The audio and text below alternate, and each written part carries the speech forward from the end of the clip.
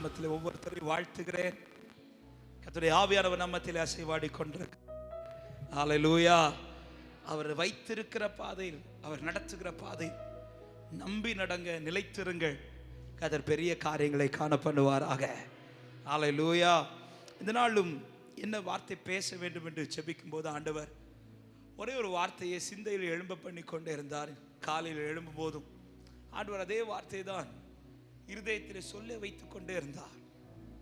என்ன வார்த்தை என்றால், தேவனை நம்பி தேவன் அனுமதிக்கிற பாதையில் ஒருவர் நடக்கும்போது அவன் வாழ்க்கையில் கர்த்தர் அனுமதிப்பது எல்லாமே ஒன்று அவன் நன்மைக்காக, ரெண்டு அவருடைய மகிமைக்காக. ஆமென் சொல்லுங்க பார்க்கலாம். உங்க வலது கையை உயர்த்தி சொல்லுங்க, என் வாழ்க்கையில் கர்த்தர் அனுமதிப்பதெல்லாம் என் நன்மைக்காக, அவர் மகிமைக்காக. எனவேதான் தேவன் சில பாதையிலே நம்மள்ட்ட கேட்காமலே அனுமதிப்பார். எல்லாத்தையும் கேட்டுட்டு செய்யறாரான்னு கேட்டா கிடையாது. வேதத்திலே அநேக பரிசுத்தவான்களை குறித்து நாம் படிக்கிறோம். எல்லாரையும் கர்த்தர் அழைத்தார், முன்னறிந்து முன்குறித்து அழைத்து தெரிந்தெடுத்து வார்த்தையை கொடுத்து எல்லாரையும் ஒரு பாதையிலே கர்த்தர் நடத்தினார். ஆனால் சில நேரத்தில் ஆண்டவர் அவர்களிடத்தில் கேட்காமலே சிலதை அனுமதித்திருக்கிறார். ஆரம்பத்தில் நாம் படிக்கும்போது அது நமக்கு வேதனையா தெரியும். ஆனால் அதன் முடிவு வரும்போது தான் தெரிகிறது, அது அவர்களுடைய நன்மைக்காக மாத்திரமல்ல, அது கர்த்தருக்கு மகிமை உண்டாகும்படி நடந்த காரியங்கள். அதே தான் இதை பேசும்படி உணர்த்தினபடினால இதே வார்த்தையை முன்வைத்து ஒரு சில காரியங்களை வேதத்திலிருந்து எடுத்து காட்டி நான் பேசி செபிக்கும்படி விரும்புகிறேன். என் வாழ்க்கையில் கர்த்தர் அனுமதிப்பதெல்லாம் என் நன்மைக்காக, அவர் மகிமைக்காக. எனவே தான் ரோமர் எழுதின நிருபம் 11வது அதிகாரத்தின் கடைசி வசனத்தை வாசியுங்கள். ரோமர் 11:36 வசனம். சகலமும் அவராலும் அவர் மூலமாயும் அவருக்காகவும் இருக்கிறது, அவருக்கே என்றென்றைக்கு மகிமை உண்டாவதாக. ஹல்லேலூயா. சகலமும் அவராலும், அவர் மூலமாயும், மூன்றாவது ஒரு வார்த்தை அவருக்காகவும்.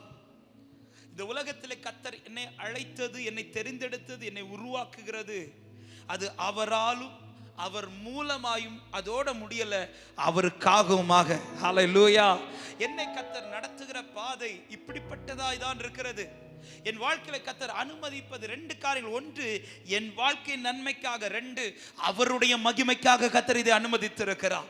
இதை நான் சரியாய் அறிந்து கொள்வேனே ஆனால் தேவன் எந்த பாதையில் என்னை நடத்தினாலும், எந்த சூழ்நிலையின் வழியா என்னை கொண்டு போனாலும் என் வாழ்க்கையில் ஒன்று எழும்பிக் கொண்டே இருக்கும், அதுதான் தேவனுக்கு ஏற்ற ஆராதனை. அநேக நேரத்தில் இது புரியாததுனால, தெரியாததுனால நாம் அநேக நேரத்தில் இஸ்ரவேல் ஜனங்களை போல முறுமுறுக்க பழகிட்டோம். ஏன் ஆண்டவர் எனக்கு மட்டும் இப்படி, ஏன் ஆண்டவர் எனக்கு மட்டும் இப்படி நடக்குது, ஏன் எங்களுக்கு மட்டும் இப்படி நடக்குது, ஏன் எங்க ஊழியத்தில் மட்டும் இது நடக்குது, ஏன் எங்க குடும்பத்தில் மட்டும் இது நடக்குது.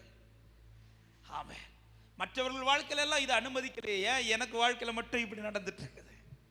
இந்த கேள்விகள் எல்லாம் ஏன் நமக்குள்ள பல நேரத்தில் எழும்பி நம்ம முன்னாடி நிக்குதுன்னா, பல பாதைகள் நமக்கு தெரியவில்லை. சில நேரத்தில் குருடரை நடத்துகிறது போல அவர் நம்மை அறியாத வழியில நடத்துகிறார்.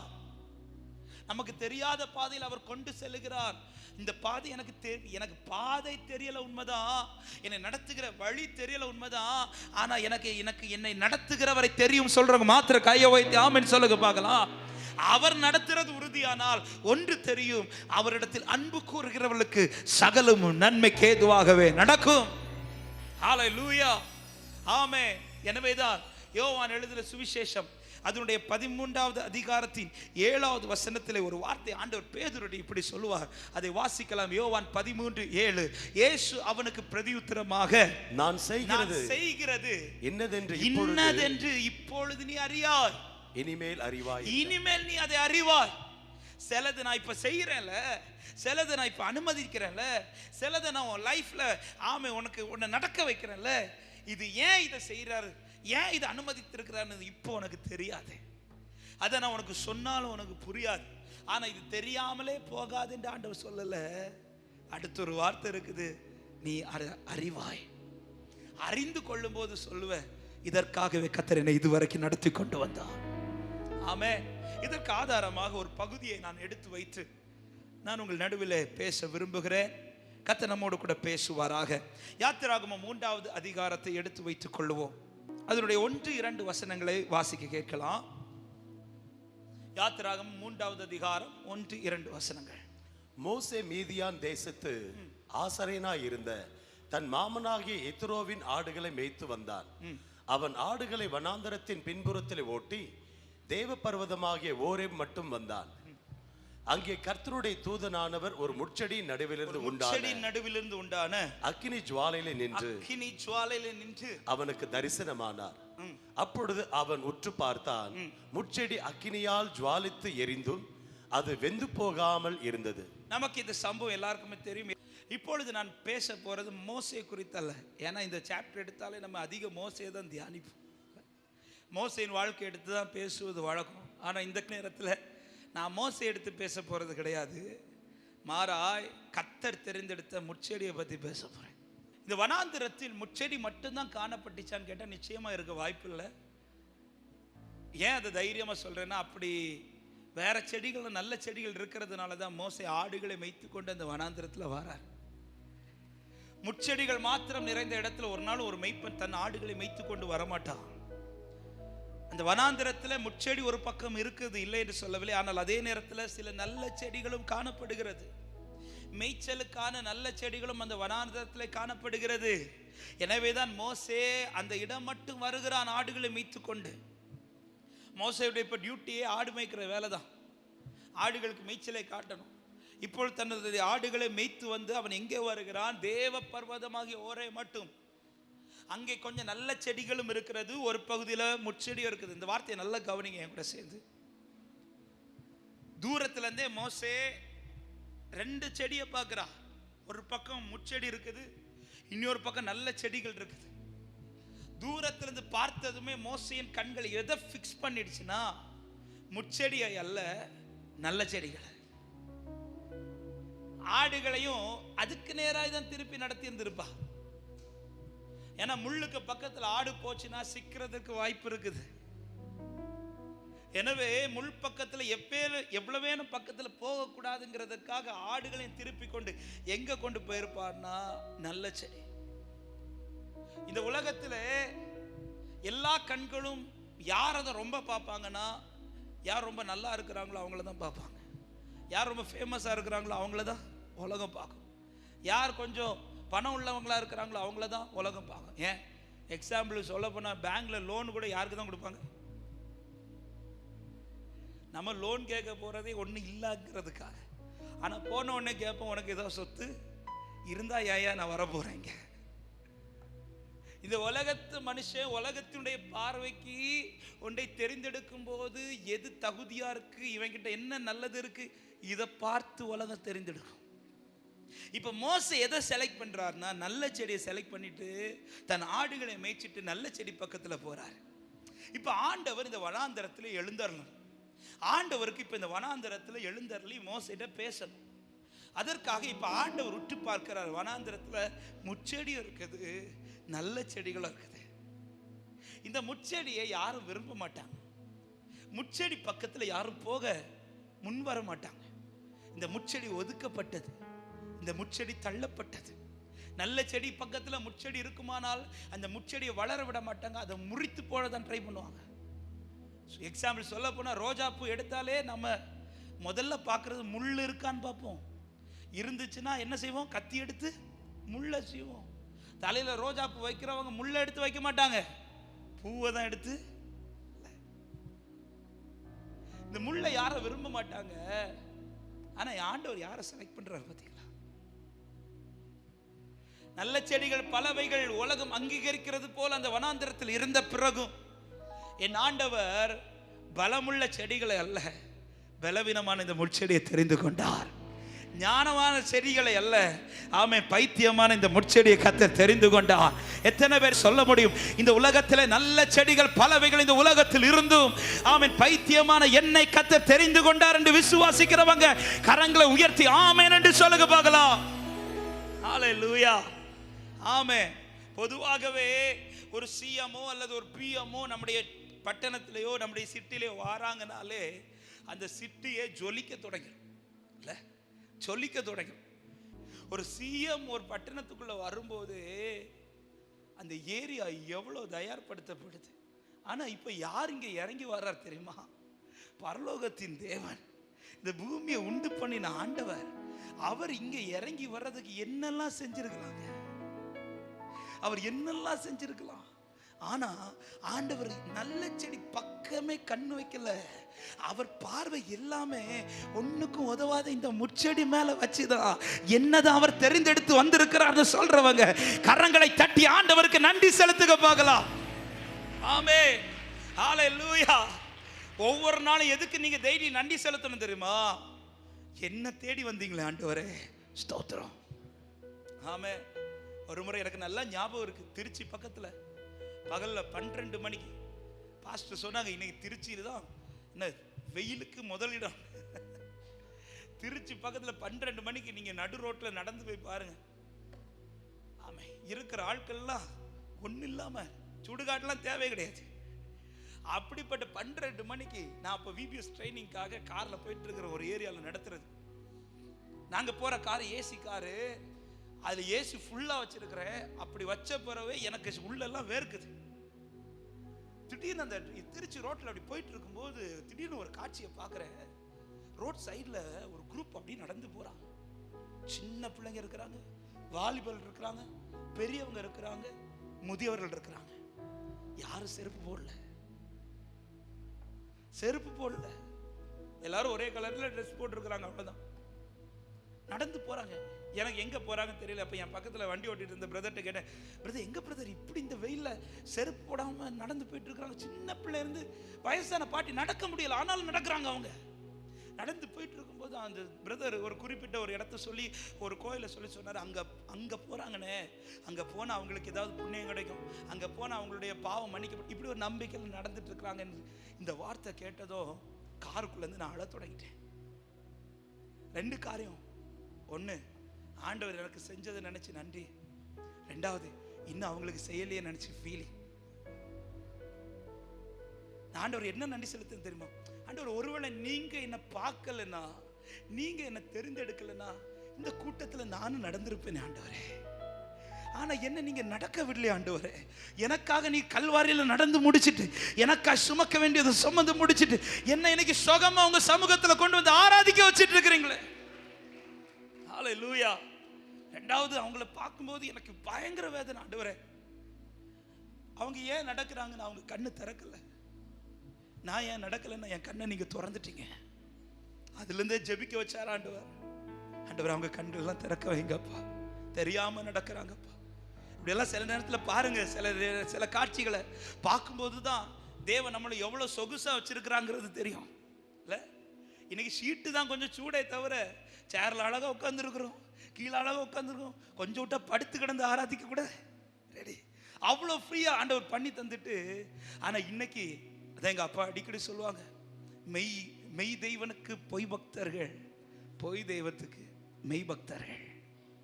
இன்னைக்கு ஆராதிக்கணும்னா ரீசன் வைக்கிறாங்க, இன்னைக்கு துதிக்கிறதுக்கு ரீசன் வைக்கிறாங்க, சர்ச்சுக்கு வர்றதுக்கு ரீசன் வைக்கிறாங்க, தேவனுக்கு ஒரு காரியம் செய்யறதுக்கு ரீசன் வைக்கிறாங்க. எவ்வளவு லெகுவாக்கி கொடுத்திருக்கிறார் தெரியுமா தேவனை ஆராதிப்பதை.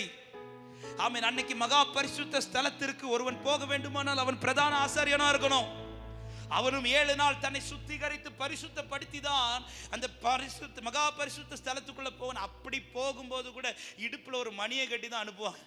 ஏன்னா உள்ள போற ஆளு திரும்ப வருவாங்களான்னு கேரண்டி கிடையாது. அவ்வளவு பரிசுத்தம் நிறைந்த மகா பரிசுத்த ஸ்தலத்திற்கு ஒருவனாலும் பிரவேசிக்க கூடாது. அந்த இடத்துல இன்னைக்கு கிருபையா நம்மளை கொண்டு வந்து உட்கார வச்சு அவரை அப்பா என்று அழைக்கும் பாக்கியத்தை தந்திருக்கிறார் என்றால் இது நான் செய்ததல்ல, எனக்கு அவர் செய்ததுன்னு சொல்றவங்க நல்ல கையை தட்டி ஆண்டவருக்கு மகிமை செலுத்துங்க பார்க்கலாம். ஹல்லேலூயா. எனவே ஆராதிக்கிறதுக்கு யாரை எக்ஸ்கியூஸ் வைக்க கூடாது. தேவ சமூகத்தில் வந்து உட்கார்றதுக்கு யாரை எக்ஸ்கியூஸ் வைக்க கூடாது. நம்முடைய பலவீனம் அதுக்கு தடையா வரக்கூடாது. நம்முடைய சூழ்நிலைகள் அதுக்கு தடையா வரக்கூடாது. எந்த நிலையிலும் தேவனை ஆராதிக்க ஒரு தேவ பிள்ளை பழகிக் கொள்ளணும். ஹல்லேலூயா. ஆமென். ஆமென். நம்ம அப்படி ரீசன் வச்சோன்னா ஆண்டவர் புறஜாதிகளை எடுத்து காமிப்பார், மற்ற ஜனங்களை எடுத்து காமிப்பார். ஆமென். ஒரு நாள் இந்த காரியம் சொல்றதுனால சொல்றேன். டிசம்பரில் இடுக்கி பகுதியில் ஊழியத்துக்காக போயிட்டு இருக்கிறேன். அப்புறம் 7:30 மணிக்கு தான் எனக்கு மீட்டிங் டைம். நான் இருக்கிற ரூம்லேருந்து அந்த மீட்டிங் நடக்கிற இடத்துக்கு ஒரு 5 கிலோமீட்டர் 10 கிலோமீட்டர் கிட்ட உண்டு. ராத்திரி 7:30 மணிக்கு சரியான இருட்டு. நான் போகிற ஏரியாவில் ஒரு வீடு கூட கிடையாது, எல்லாமே தேயிலை தோட்டம், நல்ல குளிர். நான் உள்ள ஹீட்டர் ஆன் பண்ணியிருக்கேன் காரில். அப்படி இருந்து எனக்கு குளிர் தாங்க முடியல. அப்படி போயிட்டு இருக்கும்போது திடீர்னு ஒரு காட்சி என் கண்ணில். ஒரு சின்ன ஒரு கோயில் இருக்குது, இந்த சைடில் ஆப்போசிட்டில் ஒரு மரம் இருக்குது, ஒரு சின்ன பாலத்துக்கே பக்கத்தில். பயங்கர இருட்டு, ஒரு ஸ்ட்ரீட் லைட் கூட கிடையாது. நான் கார் வெளிச்சத்தில் தான் அதை பார்க்குறேன் காட்சி.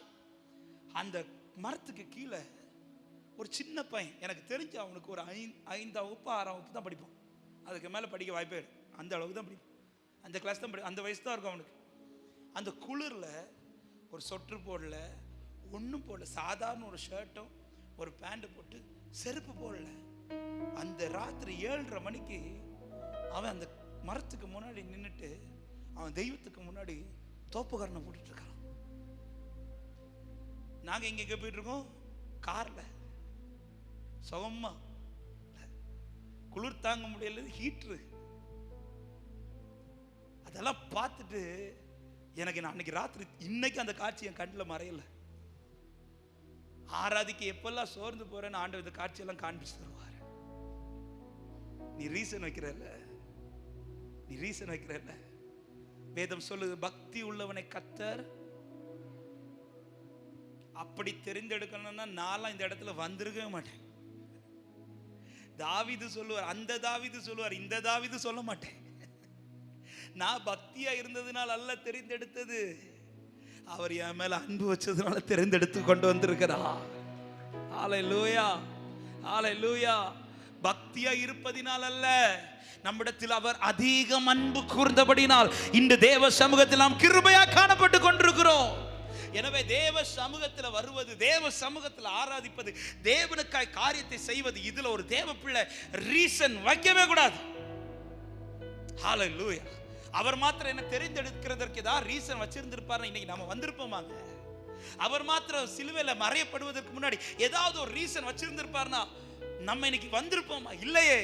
அவர் எனக்காய் சகலவற்றையும் சகித்து, பாடுகளை சகித்து, அன்று சிலுவையில் 6 மணி நேரம் எனக்காய் தொங்கி மரித்ததினால் அல்லவோ இன்று நான் ஜீவனோடு பிழைத்து தேவ சமூகத்தில் ஆராதித்துக் கொண்டிருக்கிறேன். ஹல்லேலூயா. இன்னைக்கும் பக்தி உள்ளவர்கள் இந்த பூமியில் இருக்கிறார்கள். இன்னைக்கும் நல்லவர்களாய் வாழுகிறவர்கள் இந்த பூமியில் இருக்கிறார்கள். ஏன், நம்முடைய சொந்தத்தில் கூட இருக்கிறார்கள். ஆனால் அவர்கள் கண்டுகொள்ளாத சில சத்தியங்களை கர்த்தர் நமக்கு காண பண்ணி இருக்கிறார். இது தேவ கிருபைன்னு சொல்றவங்க கரத்தை உயர்த்தி ஆமென் சொல்லுங்க பார்க்கலாம். இப்பொழுது நல்ல செடிகள் இந்த வனாந்தரத்தில் இருக்கும்போது கர்த்தர் தெரிந்தெடுக்கிறது எந்த செடின்னு பார்த்தீங்கன்னா, யாருக்கு வேண்டாத இந்த முட்செடியை. இந்த முட்செடி, இந்த முட்செடியை மோசே கூட பார்க்கிறதுக்கு தயார் கிடையாது. இந்த முட்செடியை ஆடுகள் கூட பார்க்கிறதுக்கு தயார் கிடையாது. ஆனா என் ஆண்டவருடைய கண்கள் அதை பார்த்தது, அவருடைய அழகான கண்கள் அதை பார்த்தது. சொல்லுங்க, அழகான கண்கள் என்னை கண்டதா, முடிந்ததென்று நினைத்து நான் உயிர் வாழ்கின்றேன். சில கண்களுக்கு ஆண்டவர் நம்மளை மறைச்சி அவர் கண்ணு நம்மளை பார்க்கறதுக்கு கிருபை செய்ததுக்காக ஸ்தோத்திரம். ஏன்னா அவர் கண்ணு பார்த்ததுனால இன்னைக்கு பிழைத்து இருக்கிறோம். அந்த கண்கள்லாம் பார்த்திருந்தா ஒருவேளை முறிச்சே போட்டிருக்கோம். சில கண்களுக்கு தேவன் நம்மளை மறைக்க பண்ணினதற்காக ஸ்தோத்திரம். முச்செடியை கத்து தெரிந்தெடுக்கிறார். இப்ப இந்த முச்செடிக்கு பயங்கர சந்தோஷமா இருக்கும். ஏன்னா அவ்வளோ நல்ல செடி முன்னாடி இருக்கும்போது, அவன் மனுஷன் எல்லாம் அந்த செடியை பார்த்துட்டு இருக்கும்போது, அது மனுஷனை உருவாக்கின கர்த்தர் என்ன பார்க்கிறாருன்ட்டு இப்போ இந்த முட்செடி சந்தோஷமா இருக்கும் போதுதான் இந்த முட்செடிக்கு ஒரு பாதையை ஆண்டவர் நியமிக்கிறார். அதுதான் அக்கினியின் பாதை. அவர் எப்படி எழுந்தருளுகிறாரா? அக்கினி ஜுவாலையா எழுந்தருளுகிறார். இப்போ நான் கேட்குற கேள்விக்கு நீங்க சரியா பதில் கொடுக்கணும். ரைட்? இப்போ இந்த முட்செடியை ஆண்டவர் எழுந்தருள போறாரு. இந்த முட்செடியில ஆண்டவர் எழுந்தருளதுக்கு முன்னாடி இந்த முட்செடியை ஒரு நல்ல செடியா அல்லது கனி கொடுக்கிற செடியா ஆண்டவருக்கு மாற்ற முடியுமா? முடியாது. முடியும். ஆண்டவர் அதை செஞ்சாரு. சரி, இப்போ முன்னாடி கொஞ்சம் நல்ல செடிகள் இருக்குதுல்ல, அந்த செடி நல்லா இருக்கிறதுனால தான் இப்போ மேய்ச்சலுக்கு ஆடுகளை மேய்ச்சிட்டு போறார். ஆண்டவருக்கு அந்த செடியை மாதிரி இந்த செடியை இப்போ மாற்ற முடியுமா? முடியாது. முடியும். ஆனா ஆண்டவர் அதை செய்யல. அதை செய்யாம அந்த பாதையை அனுமதிக்காமல் ஆண்டவர் இந்த முள்ளுக்கு என்ன பாதை அனுமதிக்கிறார்னா அக்னியின் பாதை. சில நேரத்தில் நமக்கு தெரியாததும் புரியாததும் இதுதான். என்ன ஆண்டவர், அவங்களுக்கெல்லாம் நல்லா தான் இருக்கு பாதை, அவங்களுக்கெல்லாம் சூப்பரா தான் இருக்குது, அவங்க தேவனை ரொம்ப தேடுறது இல்லை, அவங்க தேவன்கிட்ட அதிகம் வர்றது இல்லை, ஆனா அவங்களுக்கெல்லாம் பாதை பிரச்சனையே கிடையாது. நான் உங்களை தேடுறேன், நீங்க என்ன தெரிந்தெடுத்ததை துதிச்சு கொண்டாடிட்டு இருக்கிறேன், நீங்க என்ன பார்த்ததை துதிச்சு மகிழ்ச்சிட்டு இருக்கிறேன், எனக்கு நீங்க அப்படிப்பட்ட அதை விட மேன்மையான ஒரு பாதை அனுமதிப்பீங்கன்னு பார்த்தா நீங்க எனக்கு அனுமதிக்கிற பாதை என்னன்னா அக்னியின் பாதை அனுமதிக்கிறீங்களா ஆண்டவரே? இப்பொழுது இந்த பாதையை முச்சடிட்ட கேட்டு கர்த்தர் அனுமதிக்கவில்லை, தெரிந்தெடுத்தவர் தாமாய் அதை அனுமதிக்கிறார். ஆரம்பத்தில் சொன்ன வார்த்தை திரும்ப சொல்லுகிறேன், அவர் ஒன்றை தெரிந்தெடுத்து அந்த தெரிந்தெடுக்கப்பட்டவர்கள் பாதையிலே ஒன்றை அனுமதிக்கிறார் என்றால் அது அவர்கள் நன்மைக்காக, அவருடைய மகிமைக்காக. இந்த வார்த்தையை மறந்துடாதீங்க. இப்பொழுது இந்த அக்கினியின் பாதை அனுமதிக்கப்படுகிறது. இந்த அக்கினியின் பாதை ஆரம்பத்தில் வச்சதும் ஆமென் முள் நினைச்சிருக்கிறோம், இதுக்கு ஆண்டவர் என்ன தெரிந்தெடுக்காமலேயே இருந்திருக்கலாம். ஆனா இப்ப தெரிந்தெடுத்து ஆண்டவர் அனுமதித்த இந்த முள் ஒன்றும் சொல்லலை, அதை சந்தோஷமா ஏற்றுக்கொண்டது. கர்த்தர் அனுமதித்தது என்று சொல்லி சந்தோஷமா ஏற்றுக்கொண்டது. இப்பொழுது அனுமதிக்க இந்த பாதையில் இந்த முச்செடி நடக்க துவங்கினதும், இதை அனுமதித்ததை சந்தோஷமா ஏற்றுக்கொள்ள துவங்கினதும் நடந்த காரியங்கள் தான் இப்பொழுது நான் உங்களுக்கு சொல்ல விரும்புகிறேன். 2வது வசனத்தை திரும்ப வாசிக்கலாம். இப்பொழுது அக்கினியிலே கர்த்தர் முச்செடியில எழுந்தருளுகிறார். 2வது வசனத்தை வாசிங்கள்.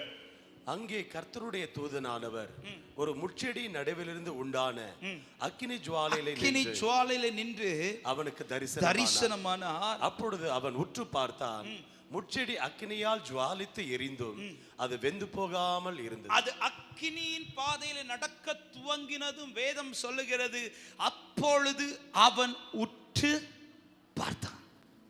அப்ப இதுவரை மோசே அந்த ஏரியா பக்கம் பார்க்கவே.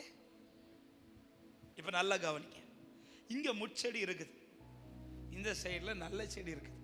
தூரத்துல இருந்து அங்கிருந்து வரும்போது மோசே நல்ல செடியை பார்த்துட்டார், முட்செடியை பார்த்துட்டார், பார்த்துட்டு நல்ல செடியை பார்த்துட்டார். வரும்போது ட்ராக்கை எங்கே மாற்றிட்டார்னா நல்ல செடிக்கு நேராக போயிட்டார். ஏன்னா இந்த முட்செடி நமக்கு ஆபத்து, முட்செடி கிட்ட போனால் நமக்கு பிரச்சனை, முட்செடி கிட்ட போனால் நம்மளால் வாழ முடியாது சொல்லி அந்த ஏரியா பக்கமே கண் வைக்காம அது விலகி அவன் நல்ல செடியை பார்த்து போயிட்டு எவ்வளோ தள்ளி போக முடியுமோ போகிறான், எவ்வளோ அதை பார்க்கக்கூடாமல் போக முடியுமோ போகிறான்.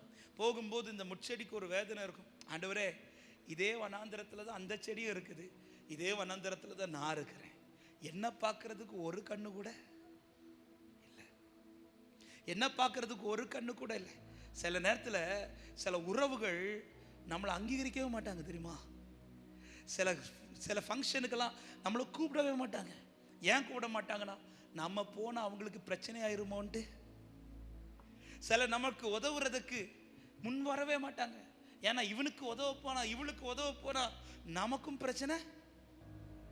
அதனால ஏதாவது மற்ற நம்ம நல்லா இருக்கும்போது வந்த நிறைய பேர் நமக்கு ஒன்றும் இல்லாமல் இருக்கும்போது அட்ரஸே காணாமல் போயிடுவாங்க.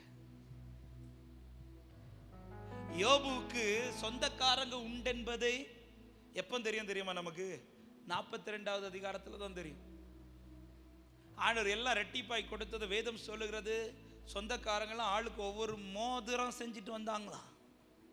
எங்கள் அப்பா வேடிக்கையாக சொல்லுவாங்க, ஒன்றும் இல்லாதப்போ ஒரு மோதகம் கூட செஞ்சுட்டு வரல. இப்போ ஆளுக்கு எல்லாம் ரெண்டிப்பாக வந்த உடனே ஆளுக்கு சொந்தம் கொண்டாட வராங்க. யோபுக்கு ரெண்டிப்பாக கிடைச்சிருப்பா யோபு. இதுதாங்க உலகம்.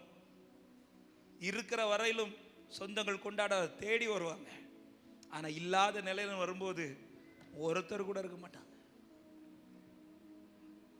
அதே நேரத்தில் இன்னைக்கு 4 பேர் நம்மள்கிட்ட பழகுறாங்கன்னா ஏதோ ஒரு நல்லதை ஆண்டவர் நம்மள்கிட்ட காண்பிச்சதுனால பழகிட்டு இருக்கிறாங்க. நம்முடைய பலவீனங்கள் தெரியுமானால் அவர்கள் விட்டு போவதற்கு வாய்ப்பு. இது மனுஷன். நாம அநேகருக்கு ஹெல்ப் பண்ண முடியாததுனால விட்டது நாம செஞ்சிருக்கிறோம், இல்லைன்னு சொல்லலை. நாம இது ஒரு பெர்ஃபெக்ட்லாம் கிடையாது. இது எல்லா மனுஷங்களும் செய்யறது. ஒரு எல்லாம் இருக்கும்போது உதவுறதுக்கு 4 பேர் நிற்பாங்க. ஆனா ஒண்ணு இல்லாம வரும்போது அவனை ஏறிட்டு பார்க்கறது கூட ஒருத்தர் இருக்க மாட்டாங்க. இப்ப ஏன் மோசே இந்த முச்செடி பக்கத்துல வர வேண்டியதான? மோசே அவன் கிட்ட போனா.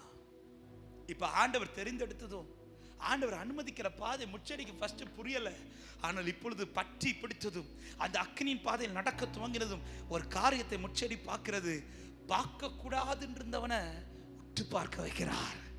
ஆமா, கிட்ட வரக்கூடாதுங்கிறவனை கிட்ட நெருங்கி வர வைக்கிறார். எத்தனை பேர் விசுவாசிக்கிறீங்க? என் தேவன் சில பாதையில் என்னை அனுமதிப்பது ஆமா என்னை வெட்கப்படுத்துவதற்கு கிடையாது. யார் யார் என்னை பார்க்க கூடாதுன்னு சொன்னாங்களோ, யார் யார் என்னை நெருங்க கூடாதுன்னு சொன்னார்களோ, அவர்கள் கண்கள் நடுவிலே என்னை கர்த்தர் மகிமையான சாட்சியை நிறுத்துவார்னு விசுவாசிக்கிறவங்க நல்ல கரங்களை தட்டி ஆண்டவருக்கு மகிமை செலுத்துக பார்க்கலாம். விலகி போகிறவனை குறித்து கலங்காதே, உன்னை பார்க்காமல் போகிறவனை குறித்து கலங்காதே. இதோ சகல கண்களும் உன்னில் வெளிப்படுகிற மகிமை காண போகிறது. ஆமென். ஏசாயா 60 அதுதான் ஆண்டவர் சொன்னார். கர்த்தர் உன்மேல் உதிப்பார். அவர் உதிக்கும் போது உன் வெளிச்சம் இடத்திலே, உதிக்கிற உன் ஒளியின் இடத்திலே ராஜாக்கள் நடந்து வருவார்கள். ஹalleluya. ஆமென். இன்னைக்கு யார் விலகி போறாங்கன்னு கவலைப்பட்டு இருக்கிறீங்க? மனுஷங்க விலகி போனா போகட்டுங்க, கர்த்தர் கூட இருக்கிறாரா? தைரியமா இருங்க, தைரியமா இருங்க. நிற்க வேண்டிய ஸ்தானத்தில் உங்களை நிற்க பண்ணி மகிமையை வெளிப்படுத்தி சகல கண்களும் காணும்படி கர்த்தர் உங்களை கீர்த்தி புகழ்ச்சியுமாய் நிறுத்துவார். ஹalleluya. நீங்க நடக்கிற பாதையில சில நேரத்தில் சில பாதையில நம்ம காலடி எடுத்து வச்சதுனாலேயே, கர்த்தருக்காய் சில பாதையில நம்ம கால்கள் வச்சதுனாலேயே சிலர் நம்மளை விட்டு போறதற்கு வாய்ப்பு இருக்கிறது. ஆமென். ஹalleluya. அநேக பரிசுத்தவான்களுடைய சாட்சியை நான் கேட்டிருக்கிறேன்.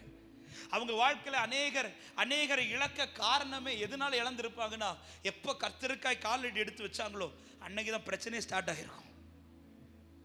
ஆமென். யோசேப்புக்கு எப்பங்க பிரச்சனை ஸ்டார்ட் ஆச்சு? தரிசனத்துல நிக்க தொடங்கினது பிறகுதான். தாவீதுக்கு எப்பங்க பிரச்சனை ஸ்டார்ட் ஆச்சு? அபிஷேகம் பண்ணப்பட்ட பிறகுதான் பிரச்சனையே ஸ்டார்ட் ஆகுது. சில நேரத்தில் கர்த்தருக்காய் நிற்கத்துவம் விசுவாசத்தில் நிக்க நிக்க நிக்க நிக்க நிக்க சில உறவுகள் நம்மளை விட்டு போயிட்டே இருக்கும். அதை குறித்து கலங்காதீங்க. நீங்க நிற்கிறதுல உறுதியா இருப்பீர்களானால் உங்கள் வாழ்க்கையில வெளிப்படுகிற மகிமை கண்டு விலகி போன கண்கள் உற்று பார்க்க என் ஆண்டவர் கிருபை பாராட்டுவார்னு விசுவாசிக்கிறவங்க கரங்களை உயர்த்தி ஆமென் என்று சொல்லுங்க பார்க்கலாம். ஹalleluya, ஹalleluya. எனவே மனுஷங்க விலகி போறாங்க, அவங்க பின்னாடி போய் நிக்காதீங்க. கர்த்தருக்காய் நில்லுங்க பாருங்க. கர்த்தர் உங்களை நடத்துகிற பாதையில தைரியத்தோடு நில்லுங்கள். என் ஆண்டவர் ஒருபோதும் தீமைக்கு நேராக உங்களை நடத்த மாட்டார். யோசேப்பின் வாழ்க்கையில பிரச்சனை ஸ்டார்ட் ஆனது உண்மைதான். அதனால் உறவுகள், ஆமென், சகோதர உறவுகள் அதுல நஷ்டமாச்சு. தகப்பன் மேல இருந்த பாசமான அந்த உறவு நஷ்டமானது உண்மை. ஆனால் அது முடியவில்லை. ஏற்ற காலம் வந்தபோது கர்த்தர் குறித்த தரிசனத்தின்படி யோசேப்பை வைக்க வேண்டிய ஸ்தானத்தில் வைத்த போது வேதம் சொல்லுகிறது, சகோதரர்கள் எல்லாரும் அவனுக்கு முன்பாய் வந்து பணிந்தார்கள். ஹalleluya. தகப்பன் கண்ணை பார்க்க வச்சாரு. ஹalleluya. கர்த்தருக்காய் நீங்க நிற்கிறது நிமித்தம் சில இழப்புகள், சில வெறுமைகள், சில இல்லாய்மைகளை நீங்க சந்திக்கிறேனுங்கன்னா சந்தோஷமா ஏற்றுக்கொள்ளுங்கள். இது தீமைக்கு அல்ல, கர்த்தர் நன்மைக்கு ஏதுவாகவே நடத்தி கொண்டிருக்கிறார். அவருடைய மகிமைக்கு ஏதுவாகவே கர்த்தர் நடத்தி கொண்டிருக்கிறார். ஆமென். ஹalleluya. என் தகப்பனார் 19வது வயதுல ஆண்டவருக்கு இறங்கி வந்தவர்கள், கேரளாவை சேர்ந்தவர்கள், தேவனை அறியாத குடும்பத்தில் பிறந்தவர்கள். அவங்க ஆண்டவரை அறிந்து ஊழியத்திற்கு ஆண்டவர் அழைத்ததும் வீட்டார் எல்லாரும் மண்ணை வாரி போட்டு சபித்தார்கள். நீ எங்க போனாலும் உருப்பட மாட்டேன். 19 வயசுல ஒருத்தவங்க கொடுத்த பைபிள், அவங்க போட்டிருந்த ஒரே ஒரு வஸ்திரம், அவ்வளவுதான், வேற எதுவுமே கிடையாது. கையில மண்ணை வாரி போட்டு சபித்து, இதுக்கு மண்ணை வாரி போடுறாங்கன்னா அடக்கம் பண்றதுக்கு அடையாளம் மாட்டேன். நீ எங்க போனாலும் உருப்பட மாட்டேன். ஆமா, நீ அலைந்து திரிந்து வாழ வழி தெரியாம திரும்ப எங்க இடத்துல வருவ. அப்ப நான் ஒரு தெருநாயை அடிச்சு துரத்துறது போல ஒன்னு துரத்து. இதான் எங்க அப்பா கேட்ட கடைசி ஆசீர்வாதமான வார்த்தைகள். அந்த வார்த்தையை கேட்டுட்டு பைபிளை பிடிச்சிட்டு ஆண்டவர் ஒரே ஒரு வார்த்தை கேட்டாங்க, ஆண்டவர் இப்படி நடக்குமா ஆண்டவர்? அவங்கள நம்பி வரேன், இப்படிதான் நடக்குமான்னு கேட்கும்போது ஆண்டவர் சொன்ன ஒரே வார்த்தை, நான் உன்னை திக்கற்றவனை விட மாட்டேன். அந்த வார்த்தையை பிடித்து கொண்டு புறப்பட்டு வந்தார்கள். ஏற்ற நேரத்தில் தமிழ்நாடு கொண்டு வந்தார். ஆமென். ஊழியத்தை கொடுத்தார், குடும்பத்தை கொடுத்தார், பிள்ளைகளை கொடுத்தார். ஆரம்பத்தில் பட்ட பாடுகளுக்கு அளவில்லை, பட்ட கஷ்டங்களுக்கு அளவில்லை. எல்லாரும் ஏளனமாய் பேசின வார்த்தைகள் அநேகம் உண்டு. கத்தன் நம்பி போனான், கத்தன் நம்பி வந்தான். இப்போ பாரு, அவன் குடும்பத்துக்கு வாழ வழி தெரியாம நின்றுட்டு இருக்கிறான். இப்படி பேசப்பட்ட வார்த்தைகள் உண்டு. ஏன்னா அவ்வளோ பிரச்சனைகள், பாடுகள், பிரயாசங்கள், பலவீனங்கள் எல்லாத்தையும் சகித்து கொண்டு நின்றார்கள். ஆமாம், 2016 அவங்க மரித்தார்கள். மரிக்கிற அன்னைக்கு ஆமாம் 3 நாட்கள் அவங்க அடக்க ஆராதனை கன்னியாகுமரி மாவட்டமே வந்துச்சு. ஆமாம், எல்லா அரசியல்வாதிகள் வராங்க, தலைவர்கள் வராங்க, எல்லா சபை ஊழியர்கள் பெரியவர்கள் வராங்க, எல்லாரும் வர. கூடவே யாரும் வராங்கன்னா சொந்தக்காரங்க எல்லாம் வராங்க, சகோதரர்கள் சகோதரிகள் வந்து அவங்க வந்து சொன்ன சாட்சி என்ன தெரியுமா?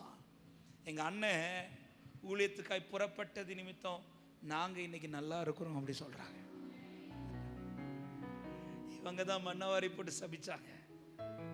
ஆனால் கர்த்தர் அவங்க வாழ்க்கையில் உதிச்சதுனால ஆமாம் சகல கண்களும் அவர்களை உற்று பார்க்கத்தக்கதாய் கர்த்தர் மகிமையான சாட்சியாய் நிறுத்தினார். ஆமாம், சில பாதையில் கர்த்தர் நம்மை நடத்துவது நமக்கு இன்னைக்கு புரியாம இருக்கலாம், இன்னைக்கு தெரியாம இருக்கலாம். ஆனால் நீங்கள் நின்று பாருங்கள்.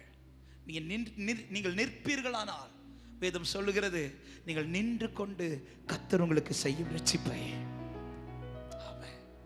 இந்த முட்செடியில் தீ எரிய எரிய எரிய விலகி போனவன் உற்று பார்க்கிறான், விலகி போனவன் உற்று பார்க்கிறான். உற்று பார்த்ததோடு மாத்திரமல்ல, அதோடைய அடுத்த வார்த்தை இப்படி சொல்லப்படுகிறது, அவன் கிட்ட நெருங்கி வருகிறான். கிட்ட உதிக்கிற உன் ஒளியினிடத்திலே ராஜாக்கள் நடந்து வருவார்கள்.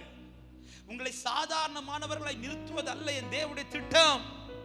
இந்த உலகத்திலே உங்கள் நிமித்தம் அநேக கிறிஸ்துவின் வெளிச்சத்திலே வரும்படியாய் கர்த்தர் உங்களை மகிமையான சாட்சியை நிறுத்தும்படி கர்த்தர் விரும்புகிறார். யார் வாழ்க்கையில் இப்படிப்பட்ட பாதை கர்த்தர் அனுமதிக்கிறாரோ, இயேசுவின் நாமத்தில் இந்த வார்த்தையை நான் தைரியத்தோடும் விசுவாசத்தோடும் நிச்சயத்தோடு சொல்றேன். எல்லாருக்கும் இந்த பாதை அனுமதிக்க மாட்டாருங்க, எல்லாரும் இப்படிப்பட்ட பாதையில நடத்த மாட்டார். ஆனால் யார் வாழ்க்கையை கொண்டு சிலரை கிறிஸ்துவின் இடத்துல கொண்டு வர கர்த்தர் திட்டம் வைக்கிறாரோ அவர்கள் வாழ்க்கையில் இப்படிப்பட்ட சிலவற்றை என் ஆண்டவர் அனுமதிப்பார். அப்படி அனுமதிக்கிறார்னாலே புரிஞ்சுக்கோங்க, இதுல உங்களை அழிப்பதல்ல தேவ திட்டம். இது நிமித்தம் உங்களை அநேகரை கிறிஸ்துவின் இடத்துல கொண்டு வருவதுதான் என் ஆண்டவருடைய திட்டம். ஆமென், ஹல்லேலூயா, ஹல்லேலூயா. சில இடத்துல ஆண்டவர் நம்மளை தனியா நிக்க விடுவார். சில இடத்துல யார் கூடயுமே இல்லாதபடி தனியா நிக்கிற நிலைமைக்கு ஆண்டவர் நம்மளை கொண்டு வருவார். இப்படி கொண்டு வருவது உங்களை அழிப்பதற்கு கிடையாது. இந்த வார்த்தை ஆண்டவர் திரும்ப திரும்ப சொல்ல வைக்கிறார். யாருக்கும் ஆண்டவர் பேசி கொண்டிருக்கிறார். சில நேரத்தில் உங்களை தனியா வெளியே நிக்க விடுவார். நம்ம கேட்கலாம், என்ன ஆண்டவர் உங்களுக்காக நிக்கிற தொடங்கி இன்னைக்கு நான் தனியா தான் ஆண்டவர் நிக்கிறேன், தனியா தான் ஆண்டவர் நிக்கிறேன். ஆமென். நீங்க தனியா நிக்கல, உங்க கூட கர்த்தர் இருக்கிறார். கூட்டத்தோட அல்ல, உங்க கூட கர்த்தர் இருக்கிறார். நம்ம இதை சொல்லும் போது ஒரு வார்த்தை எனக்கு ஞாபகம் வருகிறது. யாத்திராகமம் 33வது அதிகாரம் 7வது வசனத்தை 8வது வசனத்தை வாசிங்கள். மோசே கூடாரத்தை பெயர்த்து அதை பாளையத்துக்கு புறம்பே தூரத்திலே போட்டான். 8வது வசனம், மோசே கூடாரத்துக்கு போகும்போது ஜனங்கள் எல்லாரும் எழுந்திருந்து தங்கள் தங்கள் கூடார வாசல் நின்று கொண்டு அவன் கூடாரத்திற்குள் பிரவேசிக்க மட்டும் அவன் பின்னே பார்த்து கொண்டிருந்தான். நல்ல கவனிங்க. இப்ப மோசே ஜனங்கள் நடுவில் இப்போ ஒரு பெரிய ஒரு பாவம் நடந்ததுனால, விக்கிரகத்தை உண்டு பண்ணி வழிபட்டதுனால தேவன் ஆண்டவருக்கு சரியான கோபம். இப்போ மோசே ஆண்டவர்கிட்ட கெஞ்சி பிரார்த்தித்து அவங்களுக்கு மன்னிப்பு கேட்டுட்டு கீழே வந்து இப்போ மோசே அதை கண்டு மோசையால் இப்போ அதை தாங்க முடியலை. மோசே கோபப்பட்டு கர்த்தர் பட்சத்தில் நிற்கிறவன் யார் என்று கேட்டு லேவின் கூட்டத்தார் இப்போ மோசே பக்கத்தில் வந்து நிற்கிறாங்க. மற்ற ஜனங்கள் எல்லாம் அழித்து போடுகிறான். இப்போ இது நடந்து முடிஞ்ச பிறகு ஆண்டவர் சொல்றார், மோசே இனி நான் இவங்க கூட வரமாட்டேன், நான் என் தூதனை அனுப்புறேன் சொன்னதும் மோசே திரும்ப கெஞ்சி பிரார்த்தி, ஆண்டவரே நீங்க இல்லாம நாங்க ஒரு ஸ்டெப் கூட எடுத்து வைக்க மாட்டேன். மோசைக்கு இப்ப தெரிஞ்சிடுச்சு, இப்ப ஆண்டவருக்கு இந்த இடத்துல ஸ்தானம் இல்லை. உடனே மோசை என்ன சொல்றான்னா, ஆண்டவருக்கு ஸ்தானம் இல்லாத இடத்துல ஏன் கூடாரம் இருக்கக்கூடாதுன்னு சொல்லி அந்த கூடாரத்தை பாளையத்திலிருந்து கொஞ்சம் புறம்பே தள்ளி கொண்டு வந்து போடுகிறான். கூட்டத்தோட இதுவரை மோசையின் கூடாரத்தை சுற்றிலும் எல்லா கூடாரமும் பக்கத்திலே இருக்குது. ஆனா இப்ப இந்த கூடாரத்தை கர்த்தருக்காய் பெயர்த்து போடுகிறான். இப்ப மோசையின் கூடாரம் மட்டும் தனியா நிக்குது. ஆவிக்குரிய கண்ணோட்டத்தோடு இந்த வார்த்தையை சொல்றேன், கவனி. கடந்த நாள் என்னை தியானிக்க வைத்தது. இப்போ மோசைக்கு கூடாரத்து பக்கத்துல வேற எந்த கூடாரமும் கிடையாது. மோசை கூடாரம் தனியா நிக்குது. இப்பொழுது இந்த மோசை செய்த காரியம் மோசே தனக்காய் செய்ததல்ல, கர்த்தருக்காய் செய்தது. கர்த்தருக்கு அந்த இடத்துல ஸ்தானம் இல்லை, அந்த இடத்துல நான் இருக்க மாட்டேன் சொல்லிட்டு கூடாரத்தை பெயர்த்து கொண்டு வந்து போடுறான். இதனால மோசே என்ன நீ பார்க்கிறேன்னா, என் கூடாரம் தனியா இருக்குது. பார்க்கிறவங்களாம் இப்ப எப்படி பார்த்துட்டு இருக்கிறாங்க? அந்த வசனத்தில் வாசித்தோம், மோசைக்கு பின்னாடி பார்த்துட்டு இருக்கிறாங்க. என்ன பார்த்துருப்பாங்க? என்ன நடக்குது பார்க்கலாம். இவன் தனியா கொண்டு கூடாரத்தை போடுறான்ல, கர்த்தருக்குன்னு சொல்லி போடுறான்ல, கர்த்தருக்காக வைராக்கியமா நிக்கிறானே, இவனுக்கு என்ன நடக்குதுன்னு பார்க்கலாம், இவன் எப்படி நிக்கிறான்னு பார்க்கலாம். இவ்வளவு நேரம் நம்ம கூட தானே இருந்தான், இந்த கூடாரம் நம்ம கூட தானே இருந்துச்சு. இப்ப மோசே தனியா கொண்டு போடுறாரே, என்ன நடக்கு பார்க்கலாம், என்ன நடக்குது பார்க்கலாம் சொல்லி மோசைக்கு பின்னாடி பார்த்து கொண்டிருந்த கண்கள் கொஞ்ச நேரத்தில் இன்னொரு காட்சியை பார்க்கிறது. அதனுடைய அடுத்த வசனத்தில் வாசிக்கலாம். 9வது வசனம். மோசே கூடாரத்துக்குள் பிரவேசிக்கையில் மேகஸ்தம்பம் இறங்கி கூடார வாசல் நின்றது. கர்த்தர் மோசையோடே பேசி. 10வது வசனம். ஜனங்கள் எல்லாரும் மேகஸ்தம்பம் கூடார வாசலில் நிற்க கண்டார்கள். கரங்களை உயர்த்தி ஆமென் சொல்லுங்க பார்க்கலாம். மோசே கூடாரத்தை பெயர்த்து போட்டு அந்த கூடாரத்துக்குள் போகிற வரையிலும் மோசைக்கு பின்னாடி பார்த்துட்டு இருக்கிறவங்க, மோசே பார்த்துட்டு இருக்கிறவங்க, மோசே உள்ள என்றானதும் மோசே அல்ல, மோசைக்காய் நிற்கிற கர்த்தரை பார்க்க துவங்கினார்கள். இன்னைக்கு மோசையை போல சில நேரத்தில் நாம ஆண்டவருக்காக பல காரியத்தை விட்டுட்டு நிற்கும் போது உலகம் பார்க்கும், இவனுக்கு என்ன நடக்குதுன்னு பார்க்கலாம், இவனுக்கு என்ன நடக்குதுன்னு பார்க்கலாம். கர்த்தருக்குன்னு போய் நிற்கிறானே, கர்த்தருக்காய் எல்லாத்தையும் விட்டுட்டு நிற்கிறானே, கர்த்தருக்காய் செய்வேன்னு சொல்லிட்டு போய் நிற்கிறானே, இவனு கூட யார் இருக்கிறான்னு பார்க்கலாம், என்ன நடக்குதுன்னு பார்க்கலாம். இப்படி பார்த்துட்டு இருக்கிறாங்களேன்னு சொல்லிட்டு நீங்க கலங்காதீங்க. நீங்க கர்த்தருக்காய் நிற்கிறதுல உறுதியா நில்லுங்க. பார்த்து கொண்டிருக்கிற அதே கண்கள் நடுவுல கர்த்தர் உங்களுக்காய் நிற்கிறதை கர்த்தர் காண பண்ணுவார். ஆமென், ஹல்லேலூயா. இதுவரை மோசே கர்த்தருக்காய் நின்னதை பார்த்துட்டு இருக்கிறவங்க இப்போ கர்த்தர் மோசைக்காய் நிற்கிறத பார்க்க துவங்குகிறார்கள். இயேசுவின் நாமத்தில் இந்த வார்த்தையை சொன்னதுனால தைரியத்தோட சொல்ற. ஆமா, இன்னைக்கு யார் யார் நீங்க கர்த்தருக்காய் நிற்கிறதை பார்க்கிறார்களோ, கூடிய சீக்கிரத்தில் கர்த்தர் உங்களுக்காய் நிற்கிறதை இந்த தேசத்திலே கர்த்தர் காண பண்ணுவார். விசுவாசிக்கிறவங்க கரங்களை தட்டி ஆண்டவருக்கு மகிமை செலுத்துக பார்க்கலாம். கர்த்தர் உங்களுக்காய் நிற்கிறதை காண பண்ணுவார். ஹல்லேலூயா. அதை பார்த்த உடனே இங்கே ஜனங்கள் செய்கிற காரியம் என்ன? 10வது வசனத்தை ஒரு விஷயம் கூட வாசிக்கலாம். ஜனங்கள் எல்லாரும் மேகஸ்தம்பம் கூடார வாசலில் நிற்க கண்டார்கள். ஜனங்கள் எல்லாரும் எழுந்திருந்து தங்கள் தங்கள் கூடார வாசல் பணிந்து கொண்டார்கள். யாரை பணிந்து கொண்டாங்க? மோசேயா? கர்த்தரை. ஹல்லேலூயா. கர்த்தரை பணிந்து கொண்டார்கள். நீங்க தனியா நிக்கிறது நிமித்தமாய், ஆமா, இன்னைக்கு அற்பமாய் பேசுகிற அநேக நாவுகள் நாளைக்கு உங்கள் நிமித்தம் கிறிஸ்துவினிடத்தில் வரும்படியாய் கர்த்தர் உங்களுக்காக எழுந்தருள போகிறார். விசுவாசிக்கிறவங்க கரங்களை உயர்த்தி சத்தமா ஆமென் என்று சொல்லுங்க பார்க்கலாம். ஹல்லேலூயா. இதற்காகவே சில பாதையில கர்த்தர் உங்களை தனியா நிக்க வச்சிட்டு இருக்கிறார். தனியா நிக்க வச்சிட்டு இருக்கிறார். தனியா நிக்கிறீங்கன்னு கலங்காதீங்க. ஆமா, உலக மனுஷங்க தான் உங்க கூட இல்ல, பரலோக சேனை உங்க கூட தான் இருக்குது. மேகஸ்தம்பம் உங்க கூடாரத்தின் மேலதான் இருக்குது. கர்த்தர் உங்களுக்காக தான் நின்று கொண்டிருக்கிறார். கர்த்தர் உங்கள் மேல் உதிக்கிறதை சகல கண்களும் காண பண்ணுவார். ஆமென். கர்த்தர் அனுமதிக்கிற பாதைகள் நன்மைக்கு எதுவாகவே. இப்பொழுது அக்கினி எரிய எரிய எரிய விலகி இருந்த மோசே உற்று பார்க்கிறான். உற்று பார்த்தவன் கிட்ட நெருங்குகிறான்.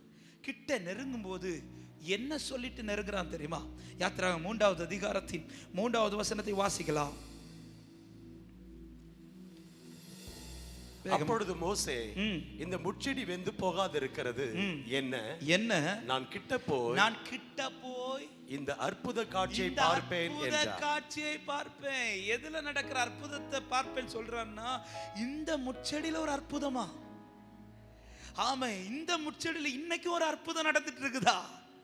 நாசரேத்திலிருந்து நன்மை உண்டாகுமோ என்று பேசிக் கொண்டிருந்த கண்ணுக்கு முன்னாடி ஆண்டவர் ஒரு நன்மையை காண்பித்தது போல இப்ப இந்த முச்செடி அழிஞ்சிரும், இந்த தீயில அழிஞ்சிரும் மோசே பார்த்துட்டு இருக்க இந்த முச்செடி அழியல, மாறா இந்த முச்செடி இன்னும் வேகாமல் நின்று கொண்டிருக்கிறது. ஆமா, நீ மோசே என்ன பார்க்கறான்? இது என்னைக்கு அழியும் பார்த்துட்டு இருக்கிற மோசே இப்ப பார்த்துட்டு சொல்றான், இன்னும் அற்புதம் நடக்குதுப்பா இந்த வாழ்க்கையில. ஹல்லேலூயா. இன்னைக்கு சில நம்மளை பார்த்து சொல்லுவாங்க, இவன் வாழ்க்கை என்னைக்கு முடியுதுன்னு பார்க்கலாம். நம்ம முடிவை பார்க்கறதுக்குன்னே சில கண்கள் எதிர்பார்த்து இருக்கும் தெரியுமா? இவன் எழும்ப கூடாது, இவன் முடியணும், இதுக்கு மேல இவனுக்கு நடக்காது, இவனுக்கு மேல இவன் எழும்ப மாட்டான். இப்படி பேசிட்டு இருக்கிற நாவுகள் எல்லாம் சொல்ல போகிறது, இந்த வாழ்க்கையில் ஒரு அற்புதத்தை கர்த்தர் செய்து கொண்டிருக்கிறார், இந்த வாழ்க்கையில் ஒரு கிரிய கர்த்தர் நடப்பித்துக் கொண்டிருக்கிறார். ஹல்லேலூயா. சில நேரத்தில் கர்த்தர் அனுமதிக்கிற சூழ்நிலைகள் எல்லாம் இதோட முடிஞ்சிச்சோ அப்படின்னு தான் தோணுங்க. இதோட முடிஞ்சிருமோ, இதோட முடிஞ்சிருச்சோ அப்படிதான் ஆண்டவர் சில நேரத்தில் நம்மளை நடத்துவார், அப்படிதான் கொண்டு போவார். இதுக்கு மேல நடக்காது, இதுக்கு மேல என் வாழ்க்கையில் ஒன்றும் உண்டாகாது, இதுக்கு மேல என் வாழ்க்கையில் ஒன்று நிறைவேறாது. இப்படிப்பட்ட நிலைமையில பைபிள்ல நீங்க ஆண்டவரால் மகிமையாய் எடுத்து பயன்படுத்தப்பட்ட எல்லாரும் எடுத்து பாருங்க, இப்படிப்பட்ட ஒரு சூழ்நிலை கர்த்தர் கொண்டு போயிருந்திருப்பார். எனக்கு ரொம்ப பலப்படுத்தின வார்த்தைகள் ஒரு வார்த்தை தான், சில நேரத்தில் ஆண்டவர் முடிஞ்சிச்சுங்கிற நிலைமைக்கு ஆண்டவர் கொண்டு வருவார். சீரோங்கிற நிலைமை, எம்டிங்கிற நிலைமைக்கு ஆண்டவர் கொண்டு வராருனாலே புரிஞ்சுக்கோங்க, ஆமா இதிலிருந்து தான் எனக்கு ஒரு துவக்கத்தை என் ஆண்டவர் துவங்க போகிறார் என்று அர்த்தம். ஆமே. ஆபிரகாமை கொண்டு வந்தார், என்ன கொண்டு வந்தார்? சரீரம் செத்த நிலைமை, செத்த நிலைமை கொண்டு வந்துதான் அதன் பிறகு அவனை விசுவாசிக்க வைக்கிறார். விசுவாசத்தில் வல்லவனாய் மாற பண்ணிட்டு அந்த செத்த சரீரத்துல ஒரு கருவை ஆண்டவர் உண்டு பண்ண துவங்கிறார். யோசேப்பு முடிஞ்சிச்சின்னு கொண்டு போட்டுட்டு போறாங்க.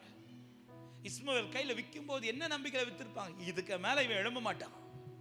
அந்த லெவலுக்கு கொண்டு போய் முடிஞ்சிச்சின்னு சொன்ன யோசேப்பின் வாழ்க்கை அந்த லெவலுக்கு கொண்டு வந்துட்டு தான் ஆண்டவர் துவக்கத்தை ஏற்படுத்துறார். யோபுக்கு இதோட முடிஞ்சிச்சு, அதனாலதான் மனைவி வந்து சொல்றாங்க, தேவனை தூஷித்து ஜீவனை விடும், ஏன்னா இதுக்கு மேல வாழ்றதுக்கு பிரயோஜனமே இல்லை. அந்த நிலைமையில ஆண்டவர் கொண்டு வந்துட்டு தான் வேதம் சொல்லுகிறது, கர்த்தர் யோபுவின் முகத்தை பார்த்தார், யோபுக்கு முந்தின நிலைமை காட்டிலும் அவன் பிந்தின நிலைமை ஆண்டவர் இரட்டிப்பாய் ஆசீர்வதித்தார். சில நேரத்தில் ஆண்டவர் இப்படிப்பட்ட நிலைமையில ஒருத்தங்களை கொண்டு வாரார்னாலே புரிஞ்சுக்கோங்க, எனக்கு ஒரு துவக்கத்தை என் ஆண்டவர் துவங்க போகிறார். அது என் பலத்தினால் அல்ல, பராக்கிரமத்தினால் அல்ல, அது கர்த்தருடைய ஆவியினாலே ஆயிற்று. ஹல்லேலூயா. கர்த்தருடைய ஆவியினாலே இது ஆகும். ஆமென், ஆமென். என் வாழ்க்கையில அனுபவித்தது ஒரு வெள்ளிக்கிழமை காலையில எனக்கு நல்ல ஞாபகம் இருக்குது. ஆமென். வெள்ளிக்கிழமை காலையில எனக்கு அப்ப 4 வருஷமா குழந்தை கிடையாது. ஆரம்பத்தில் ஒரு நம்பிக்கை இருந்துச்சு, பிள்ளை வரும் அப்படின்லாம். ஆனால் 4 வருஷம் 3 வருஷம்லாம் தாண்டும் போதெல்லாம் எனக்கு நம்பிக்கையே போயிடுச்சு, நம்பிக்கையே போயிடுச்சு. ஆரம்பத்தில் இந்த என் சரீரம் பலவீனம், என் மனைவியுடைய சரீரம் பலவீனம். ஆனால் ஆரம்பத்தில் வார்த்தை இருந்ததுனால பயங்கர பலனாக இருந்துட்டு இருந்துச்சு. ஆனால் 3 வருஷம்லாம் முடியும் போது எனக்கு நம்பிக்கையே போயிடுச்சு. நான் ஒரு காரியத்தில் உறுதியாக இருந்துகிட்டே இருந்தேன், என்ன இருந்தாலும் மெடிசின் எடுக்கவே மாட்டேன். எனக்கு கர்த்தர் வார்த்தையை தந்திருக்கிறேன், கர்த்தர் தருவார், நான் கர்த்தருக்காய் நிற்கிறேன், கர்த்தர் பார்த்துப்பார். அதனால தைரியமாக நின்று இருந்தேன். ஆனால் 3 வருஷம் முடியும் போது எனக்குள்ளே கேள்வி எழும்பிச்சு. நான் என் டைரியில் எழுதி வச்சது என்ன தெரியுமா, எனக்கு பிள்ளைக்கு வாய்ப்பே கிடையாது. என் மனைவி பலமுறை ஃபோர்ஸ் பண்ணி பார்த்தா ஹாஸ்பிட்டல் போகலாம். ஏன்னா அவள் கேத்தலிக்லேருந்து வந்தா, அவள் ஊழியத்துக்கு வந்தது பெரிய விஷயம். அப்படி இருந்தவா டக்குன்னு அவள் ஃபெய்த்துலலாம் வந்து நிற்கிறது வந்து நான் அப்படி இல்லை. நான் சின்ன வயசுலேருந்தே அப்பா எங்களை அந்த ஃபெய்த்திலே வளர பண்ணதுனால அவ்வளோ அந்த ஃபெய்த்தை நான் சொன்னாலும் அவளால் அதை அக்செப்ட் பண்ண முடியல. இன்னொன்று இந்த சூழ்நிலை இந்த மாதிரி சுச்சுவேஷனில் நடக்கிறதுல ஆண்களோட பெண்கள் ரொம்ப பாதிக்கப்படும். ஏன்னா அவங்களுக்கு தான் கேள்விகள் அதிகம். ஸோ அவளுக்கு நிறைய கேள்விகள் முன்னாடி வந்துட்டு இருக்கிறதுனால அவள் எப்படியாவது செக் பண்ணுன்றான். நான் முடியவே முடியாதுட்டேன். எனக்கு தெரியாமல் எங்கள் சர்ச்சில் ஒரு அக்கா டாக்டர், கவர்மெண்ட் டாக்டர், அவங்கள்ட்ட ஃபோன் பண்ணி எங்கள் சிச்சுவேஷன்ஸை சொல்கிறான். சொல்லி ஏன்னா ஏதாவது ஹோம் ரெமெடியாவது எடுக்கலாம் அப்படி சொல்லி கேட்கும்போது அவங்க சொன்ன வார்த்தையே, நீ சொல்கிற கண்டிஷனுக்கு உங்களுக்கு பிள்ளைக்கு சான்ஸே கிடையாதுட்டாங்க. 3 வருஷம் முடிகிற டைமில் நிறைய பாடல்கள் ஆண்டவர் ஒரு பக்கம் கொடுக்குறாரு. அதில் தான் என்னால் ஒன்றும் கூடாது, நீர் செய்ய நினைத்தது தடைபடாது, மறக்கப்படுவதில்லை என்ற வார்த்தை. இந்த பாட்டெல்லாம் ஆண்டவர் தாராரு. இன்னொரு பக்கம் வார்த்தையை கொண்டு பலப்படுத்துறாரு. ஆனால் சரீரத்தில் ஒரு மாற்றமும் கிடையாது. நேற்றுக்கு இருந்ததை விட இன்னைக்கு பலவீனம் கூடுது, நேற்றுக்கு இருந்ததை விட இன்னைக்கு சூழ்நிலை இன்னும் கடினமாகுது. ஊழியம் ஒரு பக்கம் நல்லா நடக்குது, ஆனால் இந்த காரியத்தில் ஒரு மாற்றம் இல்லை. 3வது வருஷம் முடியுது. அப்போ எனக்கு முன்னாடி நிறைய கேள்விகள், ஊழியத்துக்கு போகிற இடத்துல எல்லாம் கேட்குற கேள்வியெல்லாம் என்ன ரொம்ப உடைக்கும். ஏன்னா நிறைய பேருக்கு ப்ரீச் பண்ணுவோம், ஆனால் அந்த காரியம் நமக்கு இல்லைன்னா அது பெரிய சவால். அது என்ன ரொம்ப உடைச்சிச்சு. 3வது வருஷம் முடிஞ்சு 4வது வருஷம் என்னுடைய திருமண வாழ்க்கை ஆரம்பிக்குது. 2019 நினைக்கிறேன், மே, இந்த மார்ச் ஏப்ரல் அந்த டைம். அப்போ ஒரு ஊழியத்துக்காக ஒரு ஊழியரோடு கூட நான் போயிட்டு இருக்கிறேன். போகும்போது அவர் ஒரு என்கிட்ட இந்த பிள்ளையை பற்றி ஒரு கேள்வி கேட்டார். என்ன ஒரு விசேஷமும் இல்லையா அப்படி கேட்டுட்டு இன்னொரு வார்த்தை எக்ஸ்ட்ரா சொன்னார். அது என்ன ரொம்ப உடைச்சிச்சு. ஊழியத்தெல்லாம் முடிச்சுட்டு வீட்டுக்கு வந்துட்டேன். அந்த வீக் அண்ணன் ஊரில் கிடையாது. நான் தான் சண்டே ப்ரீச் பண்ணோம். ஃப்ரைடே வந்து செய்தி எடுக்கலாம் சொல்லிட்டு சர்ச் போகிறேன். போகும்போது எங்கள் ஒய்ஃப்கிட்டே சொல்கிறேன், நான் ப்ரேயர் பண்ணிட்டு வரேம்மா, செய்தி எடுக்கணும்னு சொல்லிட்டு போகிறேன். அவளும் சொன்னால் நானும் வரேன் அப்படின்னு சொல்லி என் கூட வந்தேன். 2 பேரும் போய் சர்ச்சில் போகிறதே சும்மா கொஞ்சம் நேரம் வர்ஷிப் பண்ணிட்டு மெசேஜ் எடுக்கணும். சண்டே ப்ரீச் பண்ணோம். போய் கீபோர்டு எடுத்து வைக்கிறேன், பைபிள் எடுத்து கீபோர்டு மேலே வைக்கிறேன், கொஞ்சம் வர்ஷிப் பண்ணலாம் சொல்லிட்டு கீபோர்டில் கை வைக்கிறேன். எனக்கு ஒன்றுமே வரல. ஏன்னா அந்த கேள்வி என் முன்னாடி வந்து நின்றுட்டே இருக்கு. அதாவது தெரியாதவங்க அல்லது நமக்கு பிடிக்காதவங்க அந்த கேள்வி கேட்டால் நம்ம பெருசாக எடுக்க மாட்டோம். நம்ம கூடவே இருக்கிறவங்க கேட்டால் நம்மளால் தாங்க முடியாது. சும்மா கரிசனையா அல்லது அக்கறையா கேட்டால் கூட தாங்கிக்கலாம். அவங்க கேட்கறதுலே தெரியும் இது நம்ம உடைக்கிறதுக்காகவே கேட்குறாங்க. அப்போ அந்த கேள்வி என்ன ரொம்ப உடைச்சிச்சு. நான் அப்படியே கீபோர்டு அப்படி வச்சுட்டு அழுதுட்டே இருக்கேன். கத்தி கத்தி அழுறேன். ஆண்டவரே என்ன தரமாட்டேன்னு சொல்லிருங்க. ஆனா வார்த்தையை தரீங்க, இன்னொரு பக்கம் பாட்டை கொடுக்குறீங்க. ஆனா இது ஒரு அட்லீஸ்ட் ஒரு அடையாளத்தை காட்டுங்க ஆண்டவரே, ஒரு அடையாளத்தை காட்டுங்க. நான் ஓன்னு கத்துறேன். திரும்பி என் மனைவியை பார்க்குறேன், அவ இன்னொரு பக்கம் இருந்து கத்துறா. சர்ச்சில் யாரும் கிடையாது. ஓன்னு கத்தி தான் ஆண்டோட ஒண்ணு கேட்டேன். நீங்க தான் ஏதாவது செய்யணும் என்று எதிர்பார்த்து காத்து நிற்கிறோ. நீர் சொன்ன வார்த்தையை பிடித்து கொண்டு உங்க முகத்தையே நோக்கி அற்புதம் செய்யுங்கப்பா எங்க வாழ்க்கையில. உம்மைத்தான் நம்பி இருக்கும். இந்த வார்த்தை வாயில எழுப்பிட்டே இருக்குது. இதை பாடிட்டே இருக்கிறேன். எனக்கு தெரியல நான் பாட்டா பாடுறேன்னு தெரியல. ஆனா இது நான் கத்துறேன். நான் என் இருதயத்தின் வியாகுலத்தை கத்துறேன். இதை பாட்டா பாடிட்டு இருக்கேன். என் மனைவி அதை கேட்டு அவ இன்னும் கத்துறா. முடிச்ச உடனே கொஞ்ச நேரத்தில் ஆண்டவர் எங்களை பலப்படுத்தினார், தைரியப்படுத்தினார், வார்த்தையை தந்தார். நானும் அவளுக்கு அந்த வார்த்தையை சொல்லிட்டு அப்படி இருக்கும்போது அவள் என்கிட்ட கேட்குறா, இந்த பாட்டு யாருக்கு அப்படின்னு கேட்டா. நான் சொன்ன பாட்டா? ஆமாம், நீங்கள் தான் இப்போ பாடினீங்களே. அப்போதான் எனக்கு தெரியுது ஆண்டவர் பாட வச்சிருக்கிறாரு. உடனே திரும்ப அந்த பாட்டை வந்து ரெக்கார்ட் பண்ணிட்டு அந்த சண்டே வர்ஷிப்பில் பாடுறேன்.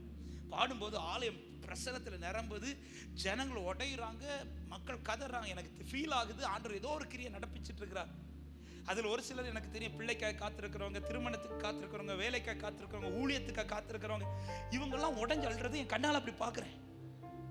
அப்போ ஏதோ ஆண்டவர் கிரியை செய்கிறாரு, ஆண்டவர் சீக்கிரத்தில் ஒரு அற்புதத்தை செய்ய போறான்னு சொல்லி எதிர்பார்த்துட்டு இருக்கிறேன். ஒரு 2-3 வாரம் முடிஞ்ச உடனே எனக்கு நிறைய மெசேஜஸ் வருது. மெசேஜரில், ஃபேஸ்புக் மெசேஜரில், வாட்ஸ்அப்பில் நிறைய எனக்கு தெரியாதவங்களாம் இப்போ நான் லைவில் நாங்கள் இந்த வர்ஷிப் பார்த்தோம், அந்த வர்ஷிப்லேயே நாங்கள் ஆராதித்தோம், இத்தனை வருஷமாக பிள்ளைக்காய் காத்திருந்தோம், கர்த்தர் பிளஸ் பண்ணார், கர்த்தர் பிளஸ் பண்ணார். கேன்சர் வியாதி சுகமாகிற செய்தி வருது. இத்தனை ஊழியத்தில் ஆண்டவர் எங்களை பலப்படுத்துற இந்த செய்தியெல்லாம் எனக்கு மெசேஜாக வந்துட்டு இருக்கு. மேக்சிமம் எனக்கு வந்தது பிள்ளைகளை குறித்து செய்தி. இத்தனை வருஷம் காத்திருந்த கர்த்தர் இதை படிக்க ஒரு பலன் வந்துச்சு பாருங்க. ஆண்டவர் ஸ்தோத்திரம் செலுத்திட்டு இருக்கும்போது இன்னொரு பக்கம் சரியான கோபம் எனக்கு. ஏன்னா கத்துனது நான், கொடுத்ததெல்லாம் அவங்களுக்கு. எப்படி இருக்குங்க? ஆண்டவர் இப்படியே கேட்டேங்க, என்ன ஆண்டவரே, கத்துனது நான் ஆண்டவரே, அவங்கெல்லாம் சாட்சி சொல்லிட்டு இருக்கு. அட்லீஸ்ட் என் சரீரத்தில் ஒரு மாற்றத்தை தந்தாலாவது நான் கொஞ்சம் பலனாயிடுவேன். ஆனா ஒரு மாற்றமும் இல்லையா ஆண்டவரே. போ தலையில தட்டுனது மாதிரி ஆண்டவர் தட்டிட்டு ஒரு வார்த்தை கேட்டாரே, நீ கத்துனத ஒரு பாட்டா மாத்தி அந்த பாட்டு நிமித்தம் இத்தனை பேருக்கு அற்புதம் நடக்கும்போது உனக்கு நான் செய்ய மாட்டேனான்னு கேட்டாரு. உனக்கு நான் செய்ய மாட்டேனா? கையெடுத்து கும்பிட்டு சொன்னேன், மன்னிச்சிருங்க ஆண்டவரே, செய்வீங்க ஆண்டவரே. அன்னைக்கு ஒரு ஜெபத்தை பண்ணேன். எனக்கு அதுவரை நான் இப்போ இந்த மாசத்துல எனக்கு பார்க்கணும், இந்த வாரத்தில் எனக்கு பார்க்கணும். ஆனால் அன்னைக்கு ஜெபத்தை மாற்ற வச்சார் ஆண்டவர். என்ன எப்போ செய்யணுமோ செய்யுங்க ஆண்டவரே, நான் வெயிட் பண்றேன், நான் காத்திருக்கிறேன். இது சொல்லி முடிச்சுட்டு ஆண்டவர் அடுத்த ஒரு காரியத்தை எனக்கு சொன்னது அதுதான். நான் என்ன செய்வேன், இந்த 3 வருஷம்லாம் முடியும் போது எனக்கு முன்னாடி தெரியும் இவங்களெல்லாம் சிலர் நமக்கு தெரியும், இவங்க பார்த்தாலே இந்த கேள்வி கேட்பாங்க. அதனால என்ன பண்ணுவேன்னா, அவங்க கேள்வி கேட்கறதுக்கு முன்னாடி நான் அவங்கள விட்டு மாறி போயிடுவேன். அல்லது அவங்க கேள்வி கேட்குறாங்கன்னா அதுக்கு பதில் சொல்லாமல் வேற ஏதாவது டாபிக் பேசி அதை மாற்றி விட்டுருவேன். இப்படி இருக்கும்போது ஆண்டவர் அன்னைக்கு பேசினது என்ன, இனி யாராவது வந்துட்டு இதை பற்றி கேட்டாங்கன்னா நான் உனக்கு சொன்ன வார்த்தையை வச்சு தைரியமாக நீ விசுவாசத்தோட சொல்லுன்றார். நானும் ஓகே ஆண்டவரே சொல்லிட்டு. ஆனால் ஆண்டவர் நம்மளை நடத்துகிற பாதையெல்லாம் பாருங்க, அடுத்த நாளே அந்த பாஸ்டரை கொண்டு வந்தார் எங்க இன்னும் முன்னாடி. அவரும் வந்த உடனே கூசாம கேட்டார், விசேஷம் எதுவும் இல்லையா? நம்ம ஊர் வழக்கமே அப்படிதான், கல்யாணம் ஆகிறது வரை கல்யாணம் ஆகலையான்னு கேட்பாங்க, கல்யாணம் ஆகி அடுத்த நாளே கேட்பாங்க விசேஷம். அது என்ன விசேஷம்னு எனக்கு இதுவரை தெரியல பாஸ்டர். இப்போ இவர் பார்த்த உடனே கேட்கிறாரு ஏதோ விசேஷம் இல்லையா? அதுவரை ஒளிச்சு ஓடிட்டு இருந்தேன், அன்னைக்கு நின்று சொன்னேன் சீக்கிரத்தில் ஆடு வெட்டி விருந்து வைக்கிறேன் அப்படின்னு. இது நடக்கும்போது 2019 ஏப்ரலில் நடக்குது. அக்டோபர் மாதம் 2019 கர்த்தர் எங்களுக்கு வார்த்தையின்படி நினைத்தார்லினா என் மனைவி கன்சீவாக கிருபை செய்தார். 2020 ஜூலை 4ஆம் தேதி அழகான ஈசாக்கு ஆண் குழந்தையை கர்த்தர் எங்க கையில கொடுத்தார். ஹல்லேலூயா. 2022ஆம் தேதி 2022 போன வருஷம் ஜூன் மாதம் 27ஆம் தேதி 2வது ஒரு பெண் குழந்தை ஆண்டவர் கொடுத்தார். ஹல்லேலூயா. என் 2வது பிள்ளை பிறக்கும்போது ஆண்டவர்கிட்ட கேட்குற என்ன சொல்லி சாட்சி சொல்கிறேன் ஆண்டவரே, குழந்தைக்கு கத்தி கேட்டு வாங்கினேன்னு சொல்லிடலாம் சாட்சி, நிறைய சாட்சி இருக்கு. 2வது குழந்தைக்கு கேட்காமலே கொடுத்தீங்களே ஆண்டவரே, என்ன சொல்லி சாட்சி சொல்லணும் கேட்கும்போது ஆண்டவர் எனக்கு அந்த வெள்ளிக்கிழமை நீ செஞ்ச ஜெபத்தை ஞாபகப்படுத்தினார். அன்னைக்கு என்ன ஜெபிச்சேன் தெரியுமா? ஒரு குழந்தை தாங்க ஆண்டவரே. ஆனால் என் திருமணத்தின் ஆரம்பத்தில் கர்த்தர் எனக்கு கொடுத்த வார்த்தை என்ன தெரியுமா? உனக்கு நான் சந்ததிகளை தந்து ஆசீர்வதிப்பேன், லேவியின் சந்ததியை போல தாவீதின் சந்ததியை போல சந்ததியை பெரு. அப்போ எனக்கு ஒன்று கன்ஃபார்ம் ஆகிட்டு, குறையாம 2 பிள்ளைங்க ஆண்டவர். ஆரம்பத்தில் என் ஜெபமே பிள்ளைங்களை தாங்க பிள்ளைகளை தாங்க. ஆனால் போக போக என் ஜெபம் எப்படி ஆயிடுச்சு தெரியுமா? ஒரு குழந்தை. ஆண்டவர் என்கிட்ட பேசுனது அப்படிதான். நீ காத்திருக்கிற நாட்கள் கொஞ்சம் டிலே ஆனதும் நான் செய்கிறத சுருக்கிருவேன் நினைக்கிறேன்ல, சொன்னது நான் அதை செஞ்சு முடிப்பேன். ஹல்லேலூயா. இயேசுவின் நாமத்தில் இந்த சாட்சி சொல்லணும்னு வரல, ஆனால் கர்த்தர் சொல்ல வைக்கிறா சிலரை பலப்படுத்தும்படி. ஒரு காரியத்தை புரிந்து கொள்ளுங்கள், கர்த்தர் செய்ய நினைத்தது தடைப்படாது. பிள்ளைகள் கர்த்தரால் வரும் சுதந்திரம். என் வாழ்க்கையில நான் கற்றுக்கொண்டது அதுதான். பிள்ளை நம்ம பலத்தில் வர்றது கிடையாது. இன்னைக்கு என் சரீரம் பலவீனங்க, இன்னைக்கு என் மனைவியோட சரீரம் பலவீனம். அவள் வயிற்றுல இன்னைக்கு 2 கட்டி இருக்குது. அவள் இருக்கிற அந்த கட்டிக்கு பிள்ளை பிறகு வாய்ப்பே கிடையாது. ஆனால் இன்னைக்கு 2 பிள்ளைகளை சுமந்து பெற்றெடுக்க கர்த்தர் கிருபை செஞ்சிருக்கு. டாக்டர் சொல்ற ரிப்போர்ட்ல இல்ல, அப்பா எழுதுற ரிப்போர்ட்ல தான் எல்லாமே இருக்கிறது. விசுவாசிக்கிறவங்க கரங்களை தட்டி ஆண்டவருக்கு மகிமை. ஹல்லேலூயா. வலது கரத்தை உயர்த்தி அற்புதம் செய்யுங்கப்பா எங்க வாழ்க்கையில, உம்மைத்தான் நம்பி இருக்கோ ஏசப்பா, அற்புதம் செய்யுங்கப்பா என் தகப்பனுடைய கிரியைகள் நடப்பதாக, உம்மைத்தான் நம்பி இருக்கோ ஏசப்பா, உம்மைத்தான் நம்பி இருக்கீரோ, உம்மையன்றி யாரும் இல்லையப்பா. அன்னைக்கு கத்த வச்சாரு, அன்னைக்கு தெரியாம கத்துனேன், தெரியாம கேட்டேன். ஆனா இன்னைக்கு மாத்தி பாட வச்சிட்டு இருக்கிறார். அனுமதித்ததெல்லாம் நன்மைக்கு, நடத்திரும் பாதைகள் நன்மைக்கு, உங்க கைகள் கூறுகவில்லை. ஆமே. இன்னைக்கு புரியாது. இன்னைக்கு அந்த பாட்டை பாடுற இடத்துல அநேக சாட்சிகள் ஆண்ட கிருபையினால கேட்க வைக்கிறார். போகும்போதெல்லாம் கேட்கறது என்ன கேட்பாங்க தெரியுமா? எப்படி பிரதர் இந்த பாட்டை இவ்வளோ அழகா எழுதியிருக்கிறீங்க? எனக்கு தான் தெரியும், நான் கத்துன கத்து. அது என்னுடைய ஆல்பம்ல இருந்து எல்லா சாங்குமே பாட்டு எழுதணும்னு எழுதுனதே கிடையாது. அந்த 4 வருஷம் காத்திருக்கிறேன். இன்னைக்கு நான் எதுக்கு தேங்க் பண்றேன் தெரியுமா? அந்த 4 வருஷம் கர்த்தர் என்ன காத்திருக்க பண்ணதற்காக ஸ்தோத்திரம். காத்திருக்கிற பீரியட் என்பது பனிஷ்மெண்ட் கிடையாது. காத்திருக்க ஆண்டவர் வைப்பது உங்களுக்கு தண்டனை கிடையாது. அவங்களுக்கு சிலருக்கு உடனே செய்கிறார், உங்களை காத்திருக்க பண்ணி செய்கிறார். ஆண்டவர் என்னை காத்திருக்க பண்றீங்கன்னா உங்களுக்கு செய்ய போற நன்மை அது இந்த உலகத்தில் தலைமுறை தலைமுறையாக பேசப்பட்டு கொண்டிருக்கும். விசுவாசிக்கிறவங்க கரங்களை தட்டி ஹalleluya. அனுமதிப்பது கர்த்தர் நன்மைக்காகவே அனுமதித்திருக்கிறார். ஆமென். இப்பொழுது மோசே உற்று பார்க்கிறான், அற்புதத்தை கண்டு நெருங்கி வரான். கிட்ட வர தொடங்கினதும் வந்து பார்த்தவன் அற்புதம், என்ன அற்புதத்தை பார்க்கிறானா, இது இன்னும் வெந்து போகல. வெந்து போகாததையும் கிட்ட நெருங்கிறது வர தீ எரிகிறது தான் தெரியுதே தவிர உள்ள கர்த்தர் இருக்கிறது மோசைக்கு தெரியல. ஆனா கிட்ட வந்து பார்த்த உடனே தான் மோசை அறிந்து கொண்டான், இது இன்னும் வெந்து போகாததுக்கு காரணம் இது தனியா இந்த பாதையில நடக்கல, இது நடுவில் கர்த்தர் இவனுக்காய் உதவி செய்ய நின்று கொண்டிருக்கிறார். ஹalleluya. ஒரு காரியத்தை தைரியத்தோடு சொல்றேன், கர்த்தர் ஒன்றை அனுமதிக்கிறார் என்றால் அவர் ஏதோ தூரத்தில் நின்னுட்டலாம் அனுமதிக்க மாட்டார். என்ன ஒரு பாதையில நடக்க பண்றார்னா அது நடுவில் என் கர்த்தர் எனக்கு துணையா இருப்பார்னு விசுவாசிக்கிறவங்க மாத்திரம் கரங்களை உயர்த்தி ஆமென் சொல்லுங்க பார்க்கலாம். பொண்ணை தூக்கி தீயில போட்டுட்டு அந்த ஓனர் எங்கேயோ போக மாட்டாருங்க. அந்த பொண்ணு உருவாக்கி எடுக்கிறது வரையிலும் அந்த ஓனர் அதிலேயே தான் இருப்பாரு. அதுக்கு மேலே தான் கவனம் வச்சுட்டே இருப்பாரு. கழுகு தன் கூட்டை கலைச்சு குஞ்சிகள் கீழே விழுறத பார்த்துட்டு எங்கேயோ பறந்து போகாது. அது செட்டை அடிக்கிறது வரை அது பார்த்துட்டு இருக்கும். செட்டை அடிக்கலைன்னா திரும்ப அது போய் தூக்கி எடுக்கும். அதை கூட்டை கலைச்சிட்டு அது எங்கேயோ ஒரு பக்கமும் குஞ்சு எப்படி வேணாலும் போகட்டும், இப்படி விடாது கழுகு. ஹalleluya. பொண்ணை தூக்கி அக்கில போடுகிறவன் போட்டுட்டு எங்கேயோ போக மாட்டான், இல்ல யார் கையில கொடுத்துட்டுலாம் போக மாட்டான். ஈசாக்கை காலையில தட்டி எழுப்பி ஆபிரகாம் கூட்டிட்டு போயிட்டு இருக்கிறார். போகிற வழி ஈசாக்குக்கு தெரியாது, எங்க போற எதுக்கு போறன்னு தெரியாது. படிக்கிற நமக்கு தான் தெரியும் எங்க கூட்டிட்டு போறார். ஆனா நம்பி போறார். ஈசாக்கு தைரியமா போறார். ஈசாக்கிட்ட கேட்கலாமா, ஈசாக்கே என்ன நம்பிக்கையில போற? ஆமே, உனக்கு வழி தெரியுமா? தெரியாது. எங்க போற தெரியுமா? தெரியாது. என்ன நடக்க போகுது தெரியுமா? தெரியாது. அப்ப என்ன நம்பிக்கையில ஈசாக்கே போறேன்னு கேட்டா ஈசாக்கு என்ன சொல்லுவார் தெரியுமா? அப்பா தான் கூட வந்துட்டு இருக்கிறாரு. யோபுக்கு நம்பிக்கை, யோபு எப்படி நிக்க முடிஞ்சுச்சுன்னா யோபுடைய தேடுதல் ஒண்ணே ஒண்ணுதான். மனைவி கூட இருக்கிறாங்களா பார்க்கல, நண்பர்கள் கூட இருக்கிறாங்க பார்க்கல. 23வது அதிகாரத்துல அவனுடைய தேடுதல் கர்த்தர் இருக்கிறாரா, கர்த்தர் இருக்கிறாரா, கர்த்தர் இருக்கிறாரா. 10வது வசனம் தாண்டி சொல்றார், என் கால்கள் அவர் அடிகளை பற்றி கொண்டது.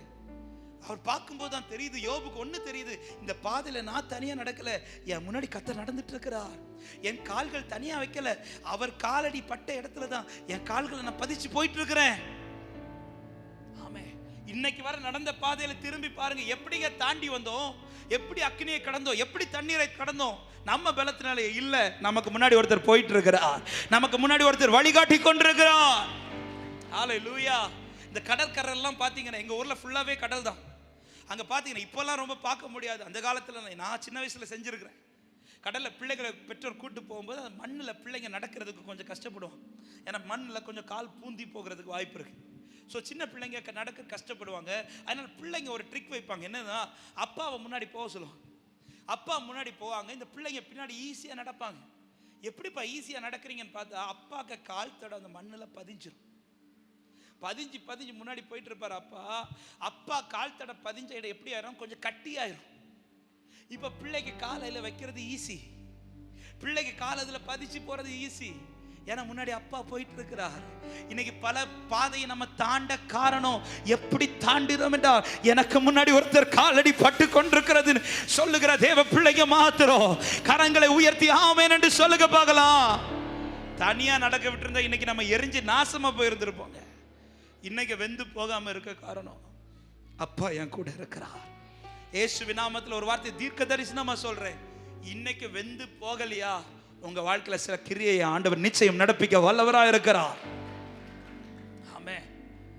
இப்ப வந்து பார்க்கிறவன் ஒரு காரியத்தை கண்டு கொள்ளுகிறான், இந்த முச்செடி தனியா இல்லை, அவன் கூட கர்த்தர் இருக்கிறார், கர்த்தர் இருக்கிறார். சகல கண்களும் பார்த்து சொல்லுவார்கள்.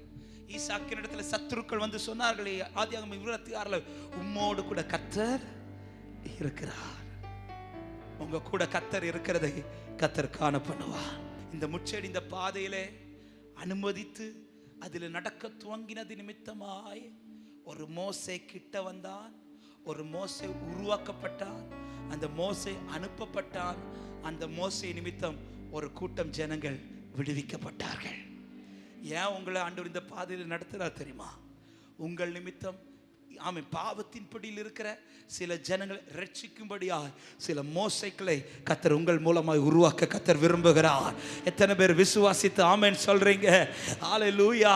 தேவன் 2 காரியத்தின் நிமித்தம் சிலவற்றை அனுமதிக்கிறார். ஒன்று என் வாழ்க்கையின் நன்மைக்காக, 2 அவருக்கு மகிமைக்காக. இப்பொழுது இந்த முட்செடியை குறித்து வேதம் சொல்லுகிறது. மோசேங்கிற பேர் எங்க வந்தாலுமே அப்போஸ்தலர் 7 மோசே குறித்து இப்படி சொல்லப்படுகிறது. ஆமென். உன்னை எங்களுக்கு அதிகாரியாய் தலைவனாய் ஏற்படுத்தினது யார் என்று கேட்ட அதே மோசே தானேன்னு சொல்லிட்டு அடுத்து ஒரு வார்த்தை வரும், முட்செடியிலே எழுந்தருளின தேவனாலே. இப்போ மோசேன் வந்தாலே ஒரு இனிஷியல் மாதிரி யார் வந்துருவானா? இந்த முட்செடி வந்துடும். புறந்தள்ளப்பட்ட இந்த முட்செடி மோசேக்கு பின்னாடி இல்ல, மோசேக்கு முன்னாடி நிக்குது. ஹல்லேலூயா. மோசே பார்க்க கூடாதுன்னு சொன்ன முட்செடி இப்ப மோசே பேர் வரணும்னாலே முட்செடின்னு வந்தாதான் மோசே பேரே. ஆண்டவர் எவ்வளவு மகிமை மாத்துறாரு பாருங்க. இந்த மகிமை எப்படியா இந்த முட்செடிக்கு வந்துச்சு? முட்செடியின் மாத்திர முடியல, அது கூட ஒரு வார்த்தை, முட்செடியில எழுந்தருளின தேவனாலே.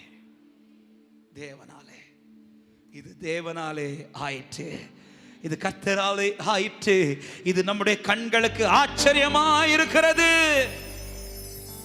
ஏன் ஆண்டவர் சில பாதையில் உங்களை நடத்துறாருன்னா, உங்கள் நிமித்தம் சிலர் கிறிஸ்துவின் வெளிச்சத்தை காண வேண்டும் என்று கர்த்தர் விரும்புகிறார். இன்னைக்கு நீங்க நடக்கிற பாதைகள் அநேகர் நாளைக்கு நடக்க போகிறார்கள்.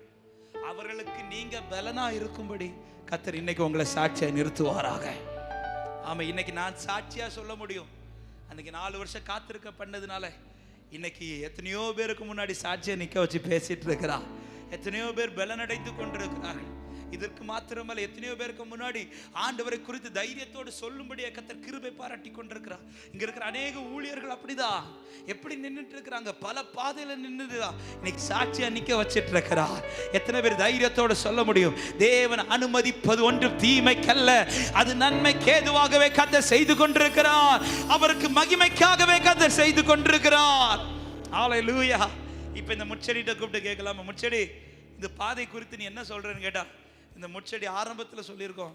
நான் ஆரம்பத்தில் இது கஷ்டத்தின் பாதைன்னு நினைச்சேன். ஆனா இப்ப சொல்லுவேன், இதுதான் எனக்கு சாட்சியின் பாதையே. ஹல்லேலூயா. இதுதான் என் சாட்சியின் பாதையே. இயேசுவின் நாமத்தில் இதுவே உங்கள் வாழ்க்கையில் சாட்சியா இருப்பதாக. எது எது கஷ்டம்னு சொன்னீங்களோ அவைகளெல்லாம் உங்களுக்கு சாட்சியாய் மாறுகிற நாட்களா என் ஆண்டவர் மாற பண்ணுவாராக. விசுவாசிக்கிறவங்க நல்ல கரங்களை தட்டி தேவனுக்கு மகிமையா. கர்த்தர் உங்களை தெரிந்தெடுத்ததை பாருங்கள், கர்த்தர் உங்களை அழைத்த அழைப்பை பாருங்கள், கர்த்தர் உங்களோடு கூட இருக்கிறதை பாருங்கள், கர்த்தர் உங்களை வெந்து போகாமல் விடுவதை பாருங்கள், கர்த்தர் உங்கள் மேல் பிரகாசிக்கிறதை பாருங்கள். கர்த்தர் உங்களை கொண்டு மகிமையான காரியத்தை செய்ய வல்லவராக இருக்கிறார். கர்த்தர் கரத்தில் விட்டு கொடுத்து ஒரு 5 நிமிடங்கள் மாத்திரம் ஜெபித்து முடிக்க விரும்புகிறேன். ஆமென். ஆண்டவர் பேசி இருப்பார் என்று நான் விசுவாசிக்கிறேன். கண்களை மூடி 2 கரங்களை உயர்த்தி கர்த்தர் அனுமதிக்கிற பாதைகளுக்கு நன்றி செலுத்த விரும்புறவங்க இப்ப நன்றி செலுத்தலாம். என்னை இதற்காகவே கர்த்தர் நடத்தி கொண்டிருக்கிறார் விசுவாசிக்கிறவங்க தைரியத்தோடு உங்க கரத்தை உயர்த்தி அவர் அர்ப்பணிப்போடு ஆண்டவரோடு பேசுங்க. நன்றி அப்பான்னு சொல்லுங்க. சில மோசைகளை கர்த்தர் உருவாக்க விரும்புகிறார். உங்கள் நிமித்தம் சில ஜனங்களை கர்த்தர் விடுவிக்க விரும்புகிறார். அதற்காகவே இந்த பாதை. ஹல்லேலூயா. உங்க குடும்பத்தில் இன்னைக்கு எகிப்தின் கட்டுகளில் இருக்கிற சிலரை விடுவிக்கத்தக்கதாய் உங்கள் வாழ்க்கையில கர்த்தர் வெளிச்சமாய் உதித்திருக்கிறார். நீங்க நினைச்சீங்க இது தீன்னு, நீங்க நினைச்சீங்க இது உங்களை வெந்து போக பண்ணுகிற அக்கினி என்று இல்லை. இதுதான் உங்களுக்கு சாட்சி. அவர் என்னை சோதித்த பின் நான் சுத்த பொன்னாக விளங்குவேன். அவர் என்னை சோதித்த பின் நான் சுத்த பொன்னாக விளங்குவேன். என்னை அழிப்பதற்காக அல்ல தேவன் அனுமதித்தது, என்னை சாட்சியாய் நிறுத்துவதற்காகவே கர்த்தர் அனுமதித்திருக்கிறார். விசுவாசிக்கிறவங்க நன்றி செலுத்துக பார்க்கலாம்.